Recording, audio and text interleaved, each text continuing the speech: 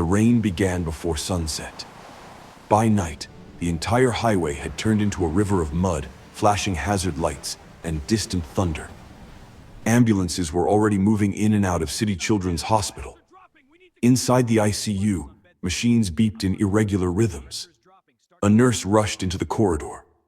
"Sir, oxygen cylinders will finish in less than 2 hours." Dr. Carl froze. The backup supply had been delayed due to landslides.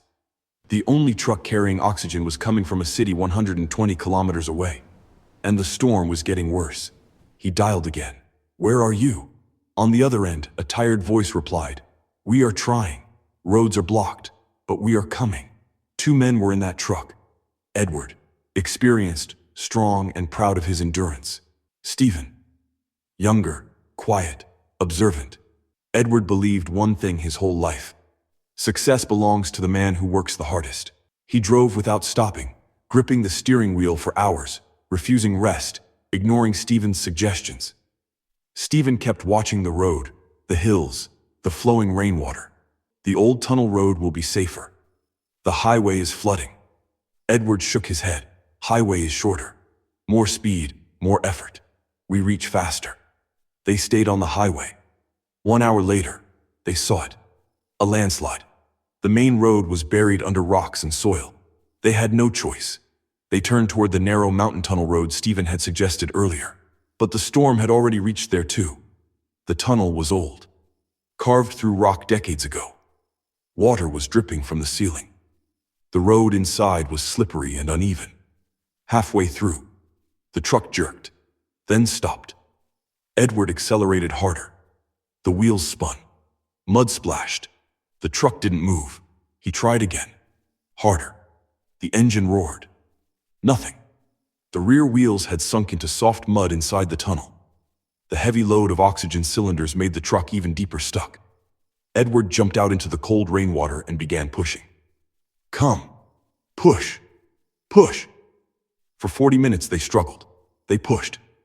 They tied rope and pulled. They shouted. They slipped and fell. Edward kept forcing the truck. His hands bled. His clothes soaked. His breathing grew heavy.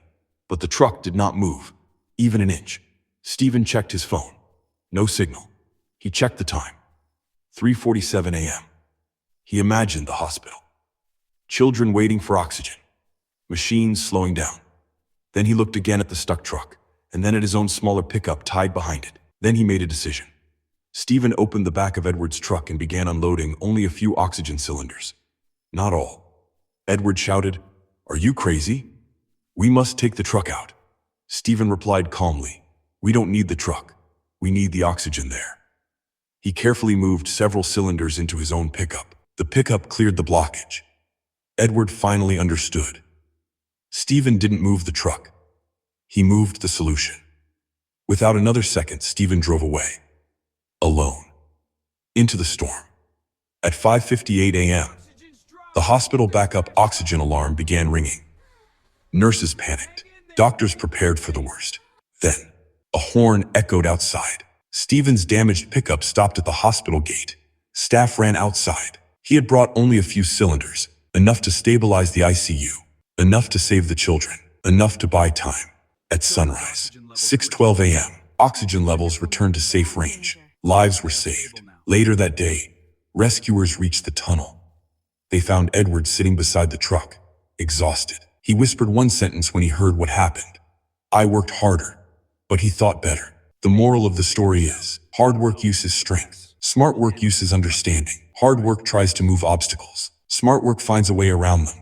That night, effort got stuck in the tunnel, but thinking reached the hospital and saved lives. I hope you liked this interesting story full of lessons. Till then, take care.